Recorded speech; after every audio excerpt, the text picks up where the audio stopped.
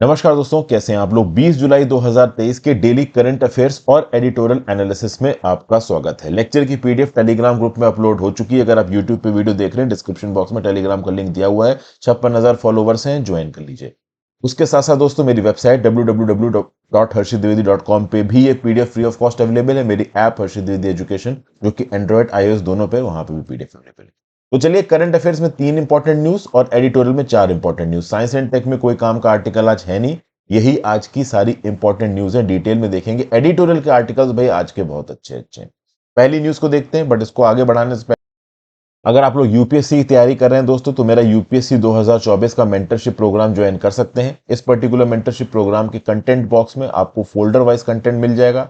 जैसे कि ethics through examples and formulas की सीरीज शुरू हुई है, जहां पे टर्मिनोलॉजीज और क्वेश्चन आंसर राइटिंग अवेलेबल है। उसके साथ साथ और बहुत से इनिशिएटिव्स मैं यहाँ पे लॉन्च कर रहा हूँ, जैसे कि जीएस पेपर 1 से GS paper 4 topic wise folders यहाँ पे बने हुए हैं। करंट अफेयर्स के प्रीलिम्स टिडबिट्स, मेंस टिडबिट्स, आगे आने वाले कुछ दिनों में प्रीलिम्स टिडबिट्स और मेन टिडबिट्स में बहुत कंटेंट अपलोड होगा। तो जो लोग प्रीलिम टिडबिट्स में कंटेंट अपडेट का इंतजार कर रहे थे, नेक्स्ट कुछ दिन तक आप देखिए। मैं कोशिश करूंगा 200 से 300 वीडियोस यहाँ पे अपलोड करूं। तो ये पूरा कंटेंट यहाँ पे अवेलेबल है, आप चाहें तो इसको चेकआउट कर सकते हैं। आपकी एग्जाम प्रिपरेशन के लिए काफी यूजफुल होने वाला है। अगले 1.5 साल तक इस कंटेंट की अवेलेबिलिटी कम से कम आपके पास रहेगी। आप इसको ऑप्ट कर सकते हैं और ओवरऑल चीजें सीख सकते हैं। चलिए, पहली न्यूज देख लेते हैं। Supreme court agrees to list plias to criminalize marital rape before 3 judge bench। अब देखिए है क्या यहाँ पे। Marital rape exception 2 to section 375 of the Indian penal code. ये क्या बोलता है? ये बोलता है कि अगर कोई हस्बैंड अपनी वाइफ के साथ सेक्सुअल रिश्ते बनाता है और उसकी वाइफ की उम्र 18 साल से कम नहीं है, उससे ज्यादा है, तो उसको रेप नहीं बोला जा सकता। मतलब overall a sex between man and wife is allowed, subject to the condition कि वो वाइफ 18 साल से ज्यादा है। तो उस केस में अगर वाइफ बोलती भी कि नहीं भाई मेरे साथ जबरदस्ती हो रही, तो भी उसको मैरिटल रेप की कैटेगरी में नहीं रखा जाएगा। अब इस पर्टिकुलर मुद्दे को सुप्रीम कोर्ट में लेके जाया जा रहा है। चीफ जस्टिस डीवाई चंद्रचूड़ साहब ने वेडनेसडे को बोला कि ये कोशिश करेंगे कि जल्दी से इस मुद्दे को एक 3 जज बेंच के सामने रखा जाए। और इस मुद्दे को लेके कौन गया है सुप्रीम कोर्ट में? तो सीनियर एडवोकेट इंदिरा जयसिंह और एडवोकेट करुणा नंदी जी इस पर्टिकुलर केस को सुप्रीम कोर्ट में लेके गए हैं। सरकार का क्या स्टैंड है? देखो, तुषार सॉलिसिटर जनरल में तुषार मेहता साहब, इनका यह बोलना है कि case had only legal ramifications but wide spread social impact. मतलब इस पर्टिकुलर केस के डिसीजन से इंडिया की सोसाइटी किस हिसाब से ऑपरेट कर रही है, लोग किस हिसाब से जी रहे हैं, इसके ऊपर बहुत इंपैक्ट पड़ेगा। देखिए, सुप्रीम कोर्ट में मैरिटल रेप वाला मुद्दा जाने से पहले हाई कोर्ट में इस पर्टिकुलर मुद्दे के ऊपर अच्छी खासी बातचीत हो चुकी है। जैसे कि फॉर एग्जांपल अगर आप देखो तो कर्नाटका और दिल्ली हाईकोर्ट में ठीक ठाक बातचीत हो चुकी है इस मुद्दे के ऊपर। कर्नाटका हाईकोर्ट ने तो साफ साफ ये बोल दिया है कि a husband will be liable to be charged for rape if he had forcible sex with his wife. और कर्नाटका गवर्नमेंट ने भी इस पर्टिकुलर स्टैंड को सपोर्ट किया। कर्नाटका हाईकोर्ट का साफ साफ स्टैंड ये बोलता है कि exception 2 of section 375 of the Indian penal code ये सही नहीं है। और ओवरऑल अगर एक हस्बैंड फोर्सिबली अपने वाइफ के साथ सेक्सुअल रिलेशन में इन्वॉल्व होता है, then he is liable to be charge with marital rape. देखिए कर्नाटक हाई कोर्ट क्या बोल रही है। ये चाहे तो ये पर्टिकुलर लाइन आप अपने नोट्स में भी लिख लीजिए। A man is a man, an act is an act, rape is a rape. और कर्नाटक हाईकोर्ट ने साफ साफ बोला कि मैरिटल रेप में अगर हस्बैंड इन्वॉल्व हो रहा है तो उसको किसी भी प्रकार की इम्यूनिटी नहीं मिलेगी पीनल कोड में। मतलब ओवरऑल ये एक्सेप्शन 2 है सेक्शन 375 का, ये अवेलेबल नहीं होगा।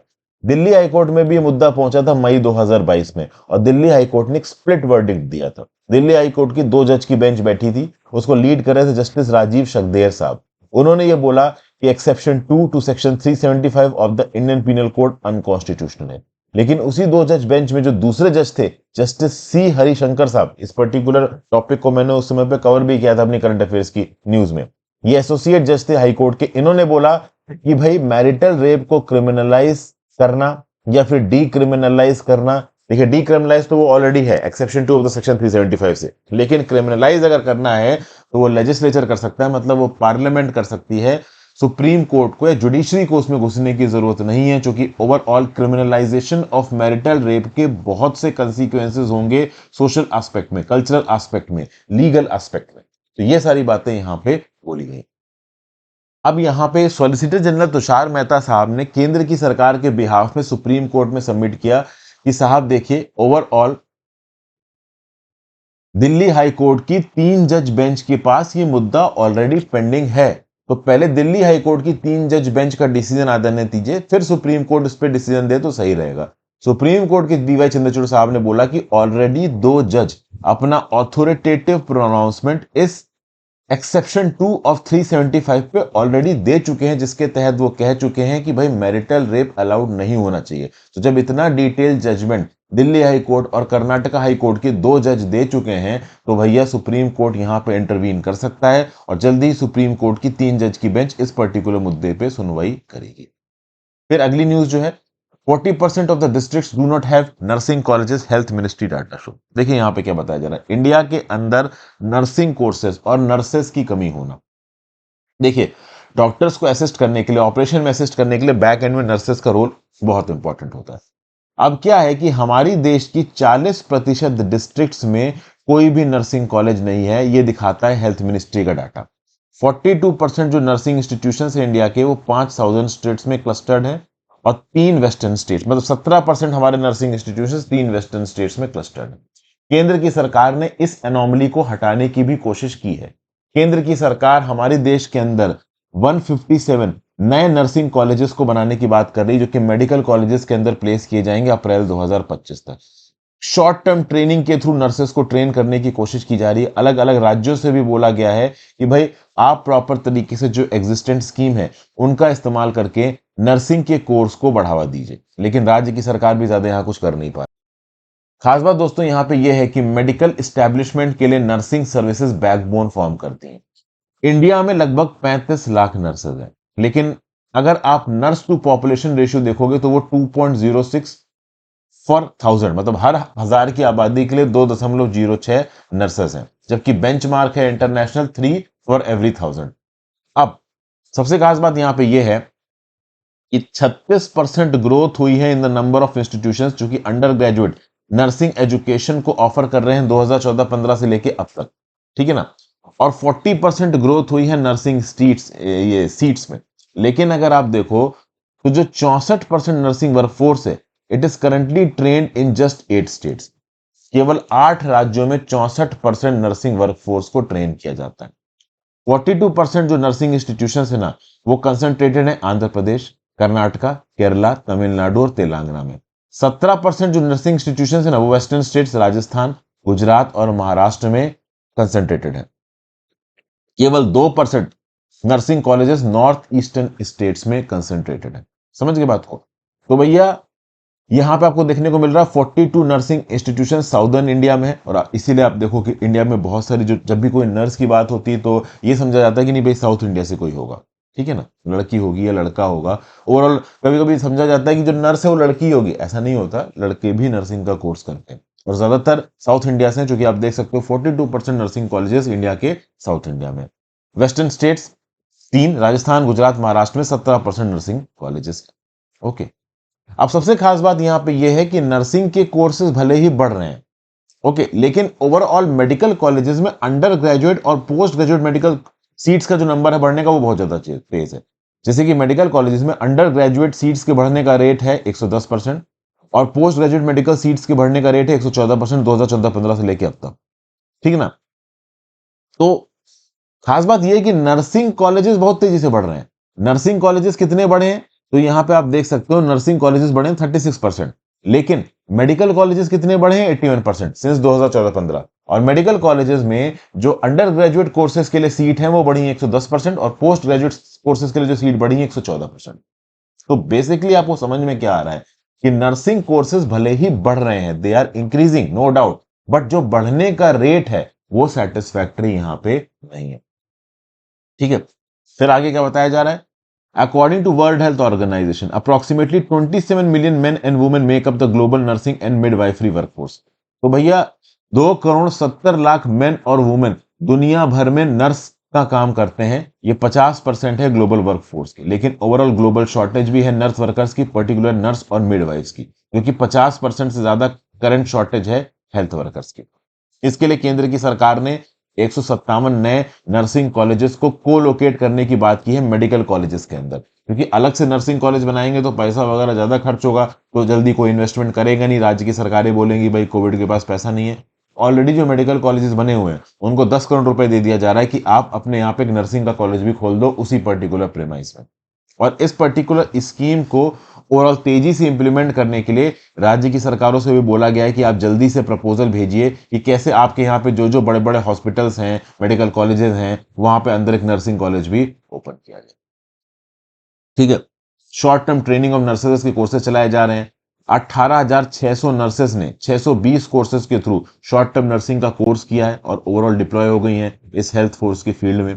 केंद्र की सरकार नोट करती है कि दिल्ली, केरला, मणिपुर, मिजोरम वो पर्टिकुलर नर्स ट्रेनिंग स्कीम से काफी बेनिफिट हुए। उत्तर प्रदेश, कर्नाटका, तेलंगाना सबसे कम बेनिफिट हुए। तो ये सब बातें यहाँ पे ओवरऑल बोली जा रही हैं। कुछ इंपॉर्टेंट फैक्टर्स हैं जिनको आपको नोट्स में इनकॉर्पोरेट करना है। जैसे इंडिया में 35 लाख नर्सेज हैं, हर 1000 लोगों पे 2.06 नर्सेज हैं। 42% एग्जिस्टिंग इंस्टीट्यूशन नर्सिंग के साउदर्न इंडिया में, 5 साउथ स्टेट्स में और 3 वेस्टर्न स्टेट्स में 17% नर्सिंग कॉलेजेस हैं। तो ये सारे कुछ फैक्टर्स हैं जो कि आप नोट्स में इनकॉर्पोरेट कर सकते हैं। फिर भाई हेनले पासपोर्ट इंडेक्स 2023 की रिपोर्ट आ चुकी है और इंडिया इसमें 7 प्लेसेस ऊपर आ चुका है। पिछले साल इंडिया की रैंक थी 87, इस साल इंडिया की रैंक पहुंच चुकी है 80। ओवरऑल वो कंट्रीज जो इंडिया को या फिर इंडियंस को वीजा फ्री एक्सेस प्रोवाइड करती हैं वो उतनी ही है। हेनले पासपोर्ट इंडेक्स रैंकिंग की बात की जाए तो ये दुनिया भर के पासपोर्ट्स को मेजर करता है। देखा जाए तो इस इंडेक्स में 199 पासपोर्ट्स की रैंकिंग से और 227 ट्रेवल डेस्टिनेशंस की बात की गई है। इंडिया की बात करो तो इंडिया की रैंक 76 थी। 52 countries overall Indian passport holders को वीजा फ्री एक्सेस प्रोवाइड करती थी। ये बात है 2014 की। हेनले और पार्टनर्स हर साल इस पर्टिकुलर रिपोर्ट को रिलीज करता है। तो 2014 में इंडिया की रैंक 76, 2015 में 88, 2016 में 85, 2017 में 87, 2018 में 81, 2019 में 82। तो इस तरीके से रैंक चेंज होती रहती है। पिछले 5 साल से लगातार जापान टॉप पोजीशन में हेनले पासपोर्ट इंडेक्स पे, लेकिन इस बार जापान की रैंक पहुंच चुकी है तीसरे पे। सबसे पावरफुल पासपोर्ट इस साल हो चुका है सिंगापुर का। सिंगापुर के सिटीजन्स दुनिया की 227 वर्ल्ड डेस्टिनेशंस में से 192 पे वीजा फ्री जा सकते हैं।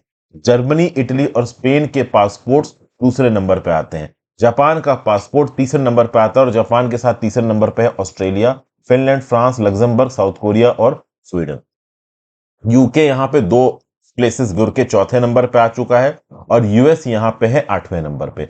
आज से 10 साल पहले 2014 में यूएस और यूके नंबर 1 पे हुआ करते थे। तो बेसिकली हेनले एंड पार्टनर्स ये एक्सक्लूसिव नई रिसर्च भी यहां पे आप कह लो कंडक्ट कर रहे हैं, जिसमें आप बोल सकते हो हेनले ओपननेस इंडेक्स, मतलब बेसिकली एक कंट्री किस हद तक दूसरी कंट्रीज के नागरिकों को वीजा फ्री एक्सेस दे। इंडिया की रैंक 97 रैंक्स में 94 है। देखिए, इंडिया केवल 4 कंट्रीज को वीजा फ्री एक्सेस प्रोवाइड करता है, बाकियों को इंडिया आने के लिए वीजा लेना पड़ेगा। और दुनिया में बहुत सी कंट्रीज हैं, 4 countries specifically, Afghanistan, north Korea, Papua New Guinea और तुर्कमेनिस्तान, ये किसी को भी वीजा फ्री एक्सेस प्रोवाइड नहीं करते। अगर यहां जाना है तो इररिस्पेक्टिव ऑफ द फैक्ट कि कौन से देश का नागरिक हो, अलग से वीजा लेना ही पड़ेगा। ठीक है भाई, तो करंट अफेयर्स में आज इतना ही था। एडिटोरियल एनालिसिस में आ जाते हैं दोस्तों। Editorial analysis, a job and a career, right the disabled can not be denied. देखिए क्या बोला जा रहा है यहां पे, डिसेबल्ड के लिए रिजर्वेशन इन प्रमोशन की बात की गई है। Justice delayed is justice denied, इस पर्टिकुलर स्टेटमेंट को आपने सुना होगा।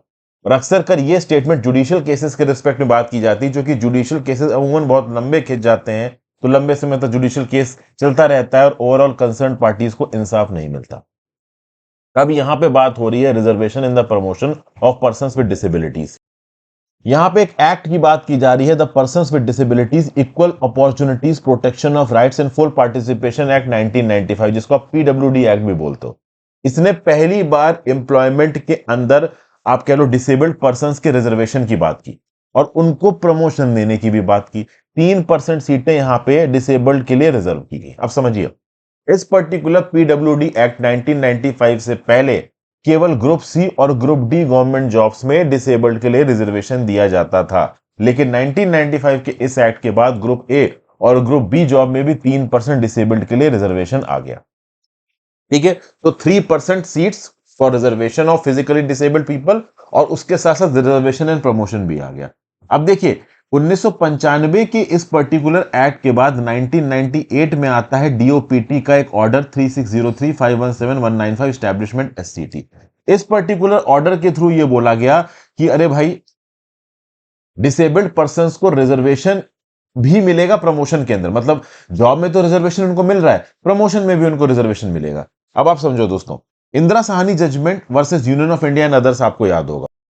यहां पे एससी एसटी कैटेगरी के लोगों को जॉब्स वगैरह में एम्प्लॉयमेंट में रिजर्वेशन की तो बात की गई, बट प्रमोशन में रिजर्वेशन देने की बात के अगेंस्ट यहां पे रूल किया किसने? सुप्रीम कोर्ट ने।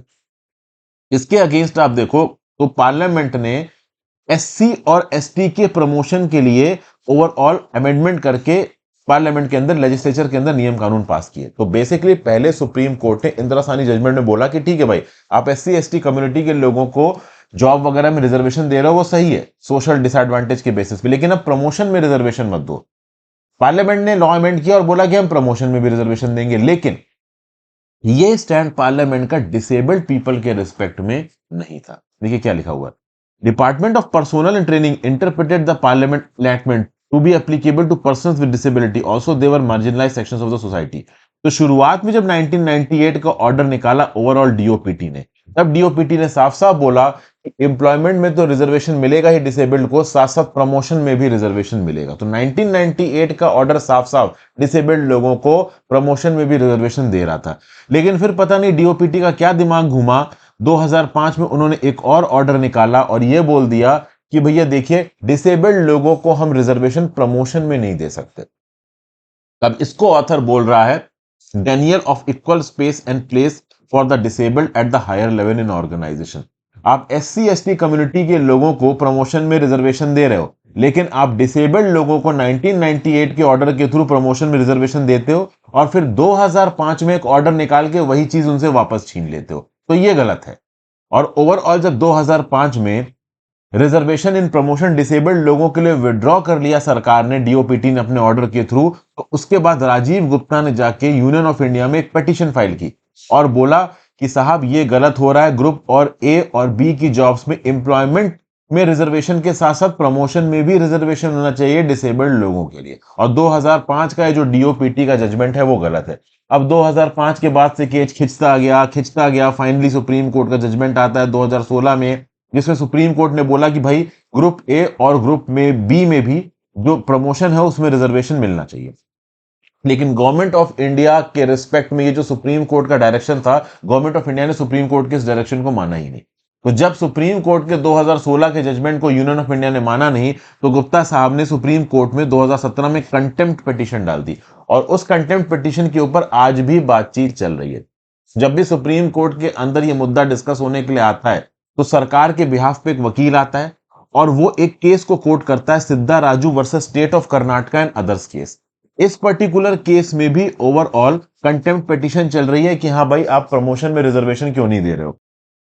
ये जो सिविल अपील है 1567 ऑफ 2017 सिद्धा Raju versus state of Karnataka and others, इसमें भी बहुत सी हेयरिंग्स हो चुकी हैं। इसमें भी रिजर्वेशन इन प्रमोशन की बात हो रही है फॉर द डिसेबल्ड। इसमें भी ये बोला जा रहा है कि भाई डीओपीटी का जो 2005 का ऑर्डर है वो गलत है। तो डीओपीटी के 2005 का जो ऑर्डर है ना, उसको सुप्रीम कोर्ट के जजमेंट्स के थ्रू न्यूट्रलाइज किया जा चुका है, लेकिन उसके बावजूद भी यहां पे केंद्र की सरकार उसको इंप्लीमेंट करने के लिए तैयार नहीं है। अब केंद्र की सरकार अगर उसको इंप्लीमेंट नहीं कर रही, तो डेफिनेटली केंद्र की सरकार के ऊपर एक कंटेम्प्ट पिटीशन बनती है। लेकिन ऑब्वियसली बात है, इस कंटेम्प्ट पिटीशन के ऊपर भी सुप्रीम कोर्ट यहां पे एक्शन नहीं ले रहा है। तो ये थोड़ा प्रॉब्लमेटिक हो रहा है। फिर देखिए आर्टिकल्स को कोट करते हुए ऑथर बोल रहे हैं कि भाई जो कुछ भी यहां पे हो रहा है वो गलत हो रहा है। देखिए, it is important to note that in both the cases court challenged the decision in the Indira Sahni judgment, noting that article 16(4) does not disable the Indian state from providing preferential treatment such as reservation to the backward classes of citizens under article 16(1). तो भैया 16(1) के अंदर जो backward classes of citizens हैं उनको reservation and promotion का benefit दिया जा चुका है। केंद्र की सरकार ने किया क्या है कि ये डिफरेंशियल प्रेफरेंशियल ट्रीटमेंट कास्ट के आधार पर तो दिया है, लेकिन यहां पे डिसेबिलिटी के आधार पर नहीं दिया। भले ही डिसेबिलिटी या फिजिकल डिसेबिलिटी 16(1) और 16(4) में सीधे सीधे नहीं लिखी है, लेकिन आप उसको इन्फर करके जरूर निकाल सकते हो। तो basically promotion for persons with disability, इसको डेफिनेटली इंश्योर किया जा सकता है आर्टिकल 16 क्लॉज 1 के अंदर। ये जो केंद्र की सरकार कभी कभी सुप्रीम कोर्ट में सबमिट करती है कि 16 क्लॉज 1 के अंदर कास्ट इनइक्वालिटी को एड्रेस किया जा सकता है, डिसेबिलिटी वाले लोगों को प्रमोशन नहीं दिया जा सकता है, ये लॉजिक यहां पे गलत बताया जा रहा है। फिर केंद्र की सरकार यहां पे एक और ऑर्डर लेके आती है 17 मई 2022 को, इसमें ओवरऑल डिसेबल्ड के लिए रिजर्वेशन ऑफ सीट्स की बात की गई है रिक्रूटमेंट, लेकिन प्रमोशन में रिजर्वेशन की कोई बात नहीं की गई। तो मतलब जो पर्सन्स विद डिसेबिलिटी एक्ट आया था 1995 का, उसके बाद 1998 का जो डीओपीटी का ऑर्डर आया उसमें डिसेबल्ड लोगों के लिए प्रमोशन की बात की गई, लेकिन एकदम से 2005 में वो ऑर्डर विड्रॉ कर लिया गया, डिसेबल्ड लोगों के लिए प्रमोशन में रिजर्वेशन नहीं दिया गया, और उसके बाद से सरकार आमादा है कि नहीं भाई हम प्रमोशन में डिसेबल्ड लोगों को रिजर्वेशन नहीं देंगे। आपकी इसके बारे में क्या राय है नीचे कमेंट बॉक्स में बताइए। फिर अगले आर्टिकल पे आ जाते हैं, मिसिंग नंबर्स। देखिए इस पर्टिकुलर न्यूज के बारे में पहले बातचीत की थी। Ministry of statistics and programme implementation ने एक नई स्टैंडिंग कमेटी बनाई है स्टैटिस्टिक्स के ऊपर, एडवाइज ऑन ऑफिशियल डाटा। तो नेशनल सैंपल सर्वे ऑफिस जो भी हाउस होल्ड सर्वे कंडक्ट करता है उसके बेसिस पे जो भी डाटा वगैरह निकल के आता है उस डाटा के ऊपर अपना व्यू पॉइंट देना, ठीक है। तो इसके लिए बनाई गई है स्टैंडिंग कमेटी ऑन स्टैटिस्टिक्स, और पुरानी कमेटी को यहां पे हटा दिया गया। पहले जो इकोनॉमिक डाटा रिव्यू कमेटी थी उसमें 28 मेंबर्स थे, और ये 28 मेंबर अक्सर कर आपस में झड़पते रहते थे, लड़ते रहते थे, पर्टिकुलर पॉइंट्स को लेकर कोहेरेंस आ ही नहीं पाता था इनके थॉट प्रोसेस में। ये जो नई स्टैंडिंग कमेटी बनाई गई स्टैटिस्टिक्स पे, इसमें 14 मेंबर्स हैं, और उसके एम्बिट को यहां पे बढ़ा दिया गया। पुरानी कमेटी की तरह इस कमेटी के नई कमेटी के हेड भी मिस्टर प्रणोप सेन साहब हैं। इनका एक ब्रॉडर मैंडेट है to help design surveys for all types of data. Question उठता है कि ये जो नई कमेटी बनी है स्टैंडिंग कमेटी ऑन स्टैटिस्टिक, ये करेगी क्या? तो बेसिकली ये जो नई कमेटी ऑन स्टैटिस्टिक है ये हाउस होल्ड कंजम्पशन एक्सपेंडिचर सर्वे के जो रिजल्ट्स हैं एनएसएसओ के, इनको पेरूज करेगी। ओवरऑल एनएसएसओ ने जो मेथड्स यहां पे डिप्लॉय किए हैं वो मेथड्स किस हद तक सही है उनकी एफिशिएंसी के ऊपर बातचीत करेगी, और जो भी इकोनॉमिक रिजल्ट्स निकल के आ रहे हैं उन इकोनॉमिक रिजल्ट्स का एनालिसिस करेगी और अपने प्रॉपर व्यू पॉइंट्स देगी। भाई देखिए समझिए, हाउस होल्ड कंजम्पशन एक्सपेंडिचर सर्वे पहले कंडक्ट की गई, एनएसएसओ के द्वारा और बहुत सी सर्वेस पहले कंडक्ट की गई। इन सर्वेस की क्रेडिबिलिटी के ऊपर बहुत सारे एक्सपर्ट्स ने सवाल उठाए हैं। कभी कभी खुद सरकार इन सर्वे के रिजल्ट्स को पब्लिश नहीं करती है क्योंकि बहुत प्रकार की खामियां इन सर्वेस में बताई जाती हैं। तो ये सर्वे जिस प्रकार से कंडक्ट किए जाते हैं एनएसएसओ के द्वारा, इनके लिए जो भी मेथड्स ग्राउंड लेवल पर डिप्लॉय किए जाते हैं वो किस हद तक सही है, किस हद तक सही नहीं है, इसी को पॉइंट आउट करने के लिए स्टैंडिंग कमेटी ऑन स्टैटिस्टिक्स बनाई जा रही है 14 मेंबर की, आप कह लो कंपोजिशन के साथ, ठीक है। आगे किस प्रकार से काम करेगी इसका क्या भी रिव्यू होगा वो अलग अलग आर्टिकल्स के थ्रू पता चलेगा। फिर एक आर्टिकल है online abuse among college students, और ये खासकर जो वुमेन स्टूडेंट्स के अगेंस्ट एब्यूज हो रहा है उसकी बात करता है। रिसेंटली अनुष्का नाम की 19 साल की कॉलेज जाने वाली लड़की, इसकी मॉफ्ड न्यूड इमेजेस को ऑनलाइन पोस्ट कर दिया गया। इसका एक फॉर्मर बॉयफ्रेंड था, गुस्सा था, ओवरऑल न्यूड वुमेन की आप कह लो बॉडी के ऊपर इस पर्टिकुलर लड़की की फोटो चिपका देता है। इस प्रकार की बहुत सारी फोटोज एक्ट्रेसेस की अक्सर कर साइबर पे घूमती नजर आती हैं। तो बेसिकली कुल मिला के it is cyber sexual harassment इस पर्टिकुलर अनुष्का लड़की का हुआ, और इस हद तक हुआ कि वो सुसाइडल होगी। क्योंकि समझिए एक लड़की जो कि कॉलेज में पढ़ रही है उसको सब जानते हैं, उसी कॉलेज के व्हाट्सएप ग्रुप में या फ्रेंड्स के फेसबुक ग्रुप पे ओवरऑल इस प्रकार की मॉफ्ड न्यूड इमेजेस को आप सर्कुलेट कर दोगे तो कहीं ना कहीं उस लड़की की क्रेडिबिलिटी के ऊपर सवाल बनता है, ठीक है ना। और अनुष्का की स्टोरी बस एक स्टोरी है, इस प्रकार की टेक्नोलॉजी फैसिलिटेटेड सेक्सुअल वायलेंस की स्टोरी आज की डेट में इंडिया के बहुत से कॉलेज स्टूडेंट्स को अफेक्ट कर रही है। तो यहाँ पे जो अंजलि रंगस्वामी जी हैं, ये फुल ब्राइट स्कॉलर हैं, साइबर हैरेसमेंट एक्सपर्ट हैं। इन्होंने रिसर्च कर रखी है टीएफएसवी पे, मतलब टेक्नोलॉजी फैसिलिटेटेड सेक्सुअल वायलेंस पे, और ये डिस्प्रोपोर्शनेटली अफेक्ट करता है यंग वुमेन को। इन्होंने 400 स्टूडेंट्स को सर्वे किया 111 इंडियन हायर एजुकेशन के इंस्टीट्यूशंस में, और पाया कि 60% वुमेन एक्सपीरियंस करती हैं सम फॉर्म ऑफ टीएफएसवी, लेकिन केवल 8% मेन एक्सपीरियंस करते हैं एनी फॉर्म ऑफ टीएफएसवी। तो सोचिए मेन केवल 8% टीएफएसवी को एक्सपीरियंस करते हैं, वुमेन 60% करते हैं। और ये जो आप कह लो टेक्नोलॉजी फैसिलिटेटेड सेक्सुअल वायलेंस है, किसी फॉर्म में आ सकता है, morphed nude images, sexualised blackmailing, bullying, digital flashing, rape, threats, explicit comments and messages, किसी भी फॉर्म में ही सामने आ सकता है। इंस्टाग्राम, फेसबुक, व्हाट्सएप जैसे सोशल मीडिया प्लेटफॉर्म का इस्तेमाल किया जाता है इस प्रकार की साइबर बुलिंग करने के लिए, ठीक है। और इस पर्टिकुलर प्रकार के अब्यूज में इंडिविजुअल का नाम होता है, उसकी ऑनलाइन प्रोफाइल होती है, और ये हमेशा के लिए इंटरनेट पर रह जाता है, इसको हटाना मुश्किल हो जाता है क्योंकि ये हटती भी नहीं है जल्दी। तो post traumatic stress disorder, anxiety और सोसाइटल थॉट्स ऑब्वियस सी बात है उस लड़की की वुमन के दिमाग में आ जाएंगे जो इस पर्टिकुलर प्रॉब्लम से गुजर रही है। अब देखिए क्या हमारे पास लॉ मेकिंग में इस प्रकार की बुलिंग को रोकने का स्कोप है? तो जी हाँ, इंडिया के इंफॉर्मेशन टेक्नोलॉजी एक्ट 2000 में स्कोप है, बट ये स्कोप बिल्कुल क्लियर नहीं है, एक आप कह लो डेडिकेटेड लॉ नहीं है। नो डाउट यहां पे लॉ को इस्तेमाल करके इस प्रकार की चीजों को रोका जा सकता है, परपेट्रेटर्स को यहाँ पे पनिश किया जा सकता है। बट ओवरऑल हमें एक कंसोलिडेटेड स्ट्रॉन्ग लॉ बनाने की जरूरत है इस प्रकार की चीजों को रोकने के लिए। ठीक है, खास बात दोस्तों ये है कि फेसबुक जैसे ऑर्गेनाइजेशन, मेटा प्लेटफॉर्म जो है, उन प्लेटफॉर्म्स ने अपने एल्गोरिदम्स को इंडियन कंटेक्स्ट के हिसाब से चेंज नहीं किया है। उनके एल्गोरिदम्स अमेरिकन इंग्लिश पे काम करते हैं। इंडियन लैंग्वेज में अगर कोई अब्यूसिव कंटेंट ऑनलाइन डाला गया है तो मेटा के एल्गोरिदम जल्दी पकड़ नहीं पाते, उसको जल्दी ऑटोमेटिकली हटा नहीं पाते। इसके चलते भी कॉलेज स्टूडेंट्स को कभी कभी अब्यूज झूलना पड़ जाता है। फिर जो इंस्टीट्यूशंस ऑफ हायर एजुकेशन है ना इंडिया के अंदर, ये भी एक क्रूशियल इंटरवेंशन पॉइंट है। अगर ये इंस्टीट्यूट ऑफ हायर एजुकेशन जो अपनी इंटरनल कंप्लेंट कमिटी बनाते हैं, वो कमिटी भी प्रॉपर तरीके से ग्राउंड लेवल पे इस टेक्नोलॉजी फैसिलिटेटेड सेक्सुअल वायलेंस के अगेंस्ट एक्शन ले लें तो चीजें सॉर्ट आउट की जा सकती हैं। लेकिन कई बार ये पाया गया है कि इन आईसीसीज को कोई कंप्लेंट जाती नहीं। अगर मान लो कोई कंप्लेंट कर भी दे तो एक्शन होगा कि नहीं होगा पता नहीं। दोनों पार्टीज को सामने बैठाया जाएगा, उनके माँ बाप को बैठाया जाएगा और सॉरी बोल के नेगोशिएशन करवा दिया जाएगा, लेकिन उससे प्रॉब्लम सॉर्ट आउट नहीं होती। प्रॉब्लम सॉर्ट आउट करने के लिए आपको प्रॉपर पनिशमेंट देना पड़ेगा और ये आईसीसी उस लेवल का पनिशमेंट दे पाएंगे, इस बात के चांसेस बहुत ज्यादा कम है। इसीलिए 44% बच्चों जिनका सर्वे हुआ उन्होंने तो ये तक बोल दिया कि ऑनलाइन सेक्सुअल हैरेसमेंट को कॉलेज की कमिटी को बता देने से कोई फायदा होगा कि नहीं होगा, इस बात को लेकर वो कॉन्फिडेंट ही नहीं है। हाँ, जब उनसे प्रपोजल मांगा गया कि आप अगर इंटरवेंशन चाहते हो तो किस प्रकार का इंटरवेंशन चाहते हो, तो उन्होंने जरूर बोला कि भैया स्कूल को anonymous helplines, reporting options provide करने चाहिए, मतलब आइडेंटिटी को डिस्क्लोज किए बिना अपनी प्रॉब्लम बताने का ऑप्शन होना चाहिए। मेंटल हेल्थ सर्विस मिलनी चाहिए ट्रेन काउंसलर से, ग्राउंड रूट सॉल्यूशन जाके hosting workshop, safety training, discussions का फैसिलिटेशन, ये सब मिलना चाहिए। ठीक है, legal regulations already institutions for higher education को बोलते हैं कि आप अपने यहाँ पे जेंडर सेंसिटाइजेशन प्रोग्राम चलाइए, बच्चों को इंपावर करिए ताकि वो कमिटी में एंगेज कर सके, कम्युनिटी में, वगैरह वगैरह। ठीक है ना। तो यहां पे टीएफएसवी क्या डिमांड करता है? Immediate attention toward social inequalities. अपनी रिसर्च में यहां पे ऑथर क्या बोल रही हैं कि 22% वुमेन जिनको सर्वे किया गया वो सेफ फील करती हैं ऑनलाइन और 73% मेन सेफ फील करते हैं। तो मतलब ओवरऑल ऑनलाइन वुमेन बहुत बड़ा डिसएडवांटेज लॉट है और ये डिस्क्रिमिनेशन हमें यहां पे रोकने की जरूरत है। ठीक है, यहाँ पे कुछ हेल्पलाइन नंबर्स भी दिए हैं टीएफएसवी के, आप ओवरऑल इनको टैकल कर सकते हैं, 08045685001।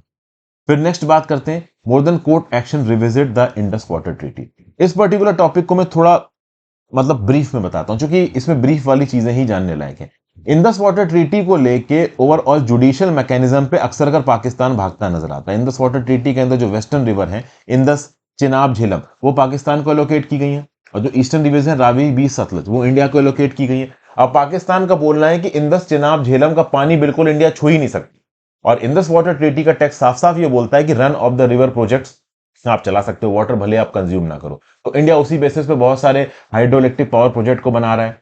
जैसे कि इंडिया ने यहाँ पे बना रखे हैं 2 प्रोजेक्ट्स, किशनगंगा प्रोजेक्ट इंडिया का यहाँ पे बना हुआ है, उसके साथ साथ रातले हाइड्रोइलेक्ट्रिक प्रोजेक्ट जो कि चिनाब पे बना हुआ है, किशनगंगा झेलम की ट्रिब्यूटरी बना गया। पाकिस्तान 2023 की जनवरी महीने में पहुंच गया Hague based permanent court of arbitration में और ये बोलने लगा कि ये जो 2 हाइड्रोइलेक्ट्रिक पावर प्रोजेक्ट्स है ना, इनकी जो डिजाइन है ना, वो इंडस वाटर ट्रीटी को वायलेट करती है।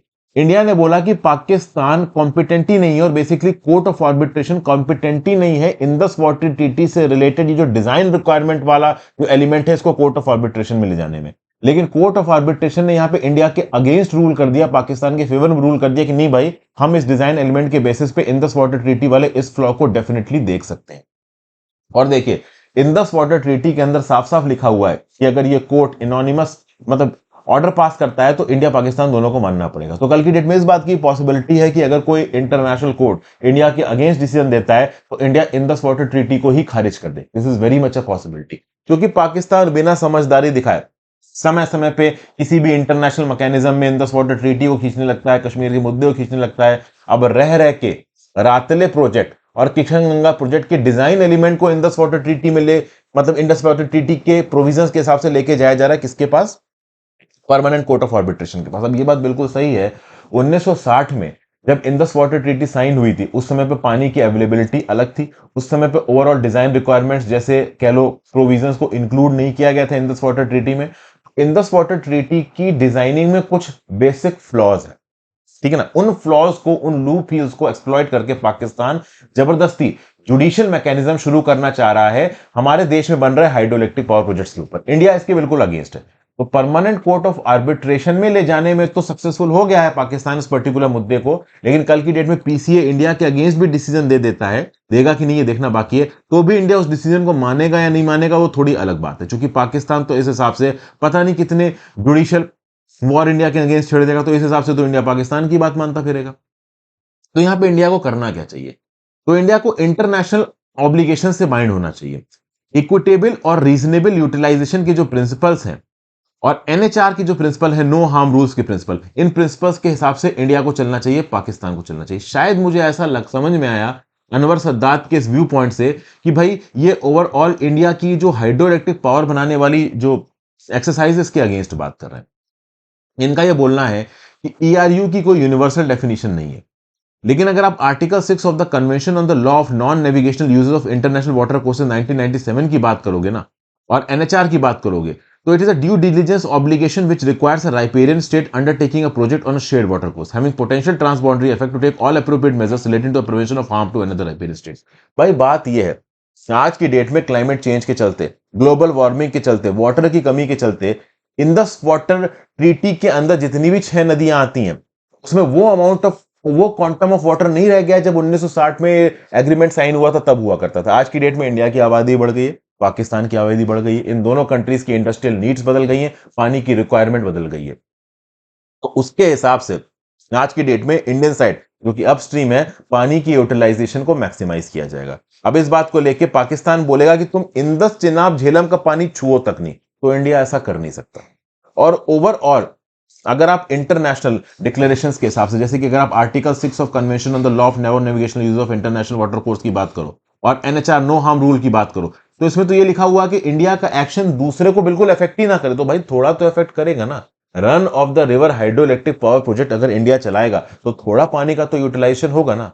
अब इस हिसाब से हम सोचेंगे तो हम तो कोई हाइड्रो इलेक्ट्रिक पावर प्रोजेक्ट बना ही नहीं पाएंगे, और पाकिस्तान जैसी कंट्री के बारे में हम सोचे क्यों, जो इंडिया के अगेंस्ट रह के टेररिस्ट अटैक करवाते रहते हैं, कश्मीर के अंदर स्टेबिलिटी कॉज करते हैं।